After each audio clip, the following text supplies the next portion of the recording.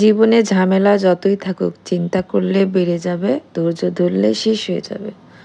আর আল্লাহর উপর বিশ্বাস রাখলে তা খুশিতে পরিবর্তন হয়ে যাবে।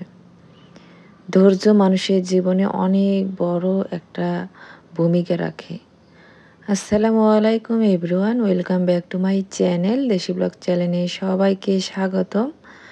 আশা করি যে যেখান থেকে আমার এই আজকের ডেইলি লাইফস্টাইল ব্লগ ভিডিওটা দেখতেছেন সবাই ভালো আছেন। আল্লাহর রহমতে আমিও বেশ ভালো আছি। আজকে একটু বেলা করে ভিডিও শুরু করছি। সকালবেলা নাস্তা সেরে আগে বাজারে গিয়েছিলাম। আর আজকে হচ্ছে মাছ নিয়ে আসার জন্য গিয়েছিলাম, তো কিছু টাটকা টাটকা শাক আর হচ্ছে লাউ নিয়ে আসছি, পটল নিয়ে আসছি।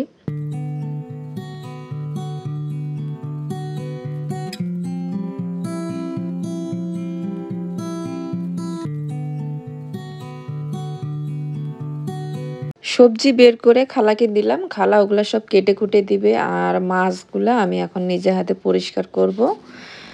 আমি মুরগি, মাছ, মাংস এগুলা নিজের হাতেই পরিষ্কার করি। যখন আমার বিয়ে হয়েছিল তখনই আমার বর বলছিল যে রান্নার যেই কাজ, ধোয়া তারপরে রান্না, সেই কাজগুলো অবশ্যই তুমি করবা। ওগুলা কাজের লোকের উপর তুমি একদমই ভরসা করবা না। কারণ উনি একটু হচ্ছে বেশি পরিষ্কার লোক, আর সেই জন্য উনি সবার হাতের পরিষ্কারের কাজ পছন্দ করে না।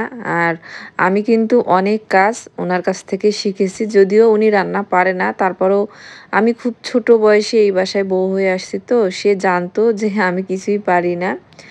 তো সেই জন্য সে অনেক কিছু আমাকে শিখিয়েছে। তার কাছ থেকে আমি অনেক কিছু শিখেছি। রান্না না শিখলেও কাটা, ধোয়া, চা বানা এগুলো আমি ওনার কাছ থেকেই শিখেছি।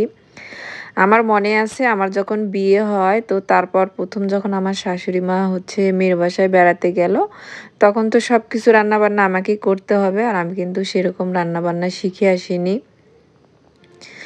তো আমার বর কি করছে, আমাদের দোকানের যে ছেলেরা থাকে, তো তখন যে ছেলেটা ছিল তাকে পাঠাইছে যে যাও তুমি গিয়ে দেখো যে তোমার মামি হচ্ছে রান্নার কাজে কি কি সাহায্য করতে হবে, সেখানে তুমি সাহায্য করবা।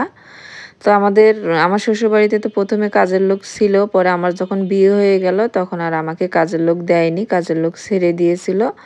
যখন ওনাদের কোনো প্রয়োজন হতো কাজের লোক এসে ওনাদের কাজ করে দিত, কিন্তু সংসারের বেশিরভাগ কাজ মানে আমাকে কোনো সাহায্য করতো না, আমার কাজ আমাকে করতে হতো।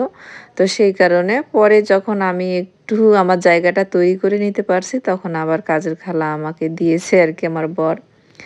আসলে সব জায়গাতেই কিন্তু ধৈর্যের প্রয়োজন হয়।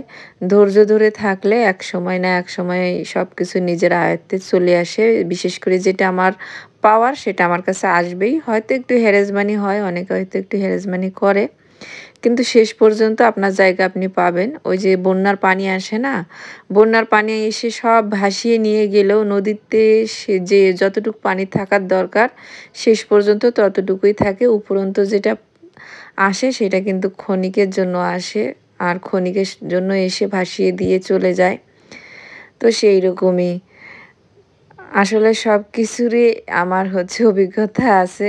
আর আমি মনে করি জীবনের পার্ট এটা একটা। এখান থেকে আমি অনেক কিছু শিখেছি, অনেক বেশি ম্যাচুরিটি আমার ভিতরে এসেছে। আর এই সব কিছুর জন্যই আল্লাহর কাছে হাজার হাজার কোটি কোটি লাখো লাখো শুকরিয়া আদায় করি। আর এত সুন্দর একটা জীবন, এত সুন্দর একটা সংসার, এই সব কিছুর জন্য আল্লাহর কাছে শুকরিয়া, আলহামদুলিল্লাহ। যাই হোক, আপনাদের সঙ্গে কথা বলতে বলতে আমি মাছ টাছগুলো পরিষ্কার করে বক্স করে নিলাম। আর এই দিক থেকে আমি রান্নাও বসিয়ে দিছি। খালা যেহেতু কাটাকুটা করে দিচ্ছিল। আর সকালবেলা খালা যখন আসে, তো খালার আসতে আসতে ওই 11টার মতো বাজে। তো খালা এসে হচ্ছে আমার যেগুলো সিঙ্কে বাসন-কুসন থাকে সেগুলো ধুয়ে দেয়। কিন্তু আমি কখনো জমাই না। খালা আসার আগে যতক্ষণ বের হতে থাকে আমি ততক্ষণ কিন্তু ধুয়ে নিতেই থাকি।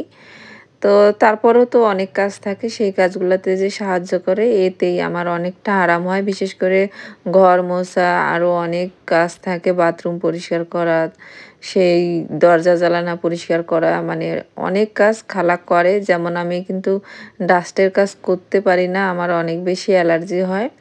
তো মাঝে মাঝে করি, আবার হচ্ছে বেশিরভাগটাই খালা করে। এই যে আমি মশলাতে আলু কষিয়ে নিয়ে এরপরে করল্লাটা দিয়ে আরেকটু আলতো হাতে নাড়াচাড়া করে তারপর পানি দিয়ে দিব। আর অনেক কথাই বলে ফেলছি।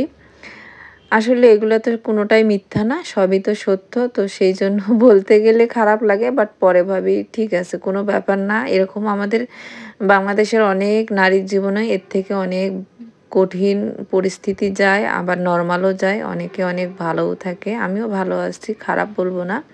ওই যে বললাম সব কিছুই শেখার প্রয়োজন আছে। যখন আমরা ছোটোবেলায় হাঁটতে শিখি কত হোঁচট খাই, কতবার পড়ে যাই, তাই বলে তার হাঁটা শেখা বন্ধ করি না, সেই রকমই।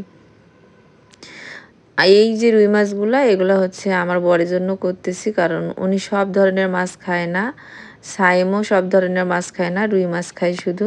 তো ওই রুই মাছটা ওই জন্য ভুনা করতেছি। আর খালা একটু বেশি করে পেঁয়াজ মরিচ কেটে দিছে, কারণ খালা আসতে যে 11টা বাজায়, তো আমি অনেক সময় আগে রান্না বসিয়ে দিই, পরের দিন খালা আসার অপেক্ষায় না থেকে এরকম বক্স করে আগের দিনই কেটে রেখে দেই, যেন আমি রান্নাটা বসিয়ে দিতে পারি, খালা আসার অপেক্ষা করতে না হয়।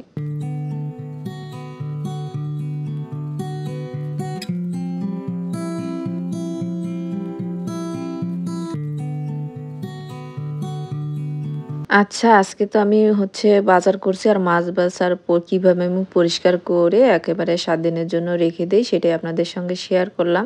সেই সাথে পরের দিনের কাজ সহজ করার জন্য আমি হচ্ছে এইভাবে মরিচ, পেঁয়াজ, রসুন আগে থেকে কেটে কুটে রেখে দেই।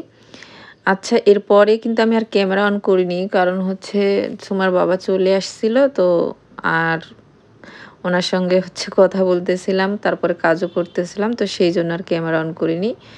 অনেক সময় আমি এরকম স্কিপ করে যাই, কারণ হচ্ছে আমার কাছে মনে হয় সবথেকে জীবনের মূল্যবান সময় হচ্ছে ফ্যামিলি টাইম কাটানো, সেইটাই করছিলাম। তো আমি আবারও বিকেলবেলা চলে আসছি, আর বিকেলবেলা এখানে আমি চা করে নিচ্ছি, আর এখন সুমাইয়ের বাবা হচ্ছে চলে গেছে। তো যাওয়ার আগে আমাকে হচ্ছে বাইরে থেকে পুরি কিনে নিয়ে এসে দিয়ে গেছে, আমি যেন বিকেলে নাস্তাটা করতে পারি। তো পুরি হচ্ছে আমারও পছন্দ, সুমাইয়েরও পছন্দ। সেইরকম পছন্দ না যে খুব বেশি পছন্দ, সেরকম না। তবে ক্ষুধা লাগছিল। আর বাসায় যা ছিল খেতে মন চাচ্ছিল না। তো বলতেছিল, "কি খাবা?" তাই নিয়ে আসি। তো বললাম যে, "ঠিক আছে পুরি নিয়ে আসো।" যেহেতু সুমাইয়া অনেক পছন্দ করে। আমারও চায়ের সঙ্গে হিসাবে বেশ ভালোই চলে যাবে। আর আমি বিকেলবেলা তেমন একটা নাস্তা বানাই না। আমরা মা-মেয়ে এই বাইরে থেকে নিয়ে আসি। নিয়ে এসেই খাওয়া হয়। আর খুব বেশি যে খাওয়া হয় এমনটাও না। তো এই তো কড়া করে দুধ চা করে নিছি, আর পুরি, এই হলো বিকেলের নাস্তা। আর প্রায় দিন আমার প্রত্যেক দিনেরই এরকমই হয় আরকি, বিকেলের বা সন্ধ্যার নাস্তাটা। আমি যখন চা বানাচ্ছিলাম, তো চায়ে চিনি দেওয়ার সময় ১ চামচ চিনির মতো এখানে হচ্ছে লেগে পড়ে গেছে। সেই কারণে আমি এটা ভালোমতো সরিয়ে এখন পরিষ্কার করে নিচ্ছি। কারণ পিঁপড়া উঠতে পারে। আমি কখনো কিছু যদি আমার হাত থেকে পড়ে যায়, আমি সাথে, সাথে ওই জায়গাটা আবার পরিষ্কার করে ফেলি। তো আগে আমি এটা ঝাড়িয়ে মুছে নিচ্ছি। এখন এগুলো সব রেখে দিচ্ছি। তো ভাবলাম যে হচ্ছে একটু রেকর্ডও করি। আসলে সেইভাবে রেকর্ড আমি করি না। কিন্তু হচ্ছে টুকটাক রেকর্ড করে রাখলে ভালো হয় যারা রেগুলার ব্লগ দেয়। কারণ তা না হলে গ্যাপ হয়ে যায়। আর এইটা কোন দিনের ভিডিও সেটাও আমি বলতে পারবো না। এটা বেশ ২-৩ দিন আগেরই ভিডিও হবে।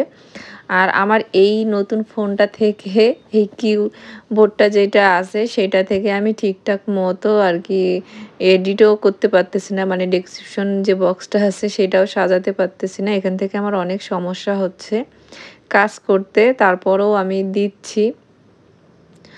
তো ভাবলাম যে এই যে পেটিসও নিয়ে এসে দিয়ে গেছে সুমার বাবা বিকেলবেলা। কারণ বাচ্চারা খায়, আর এইটা না রোজই নিয়ে আসা হয়। কারণ এটা বেশি করে নিয়ে এসে রাখলে নরম হয়ে যায়।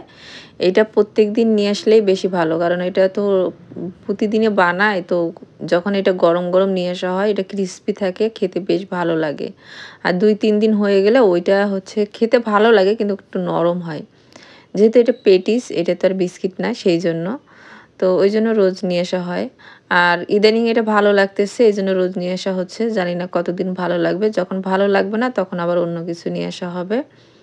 তো এই হলো কথা। এখন এটা রেখে দিব। দিয়ে হচ্ছে রান্নাঘরটা আরেকটু ঠিকঠাক করে, এখনকার মতো আমার একদমই কাজ শেষ। একদম রাতে খাবার-দাবারের পর আরেকটু থালা-বাসন ধোয়ার থাকবে। তবে রান্নাঘরটা পরিষ্কার করে নিলাম। আর আজকের ব্লগটা এখানেই শেষ করে দিচ্ছি। আল্লাহ হাফেজ।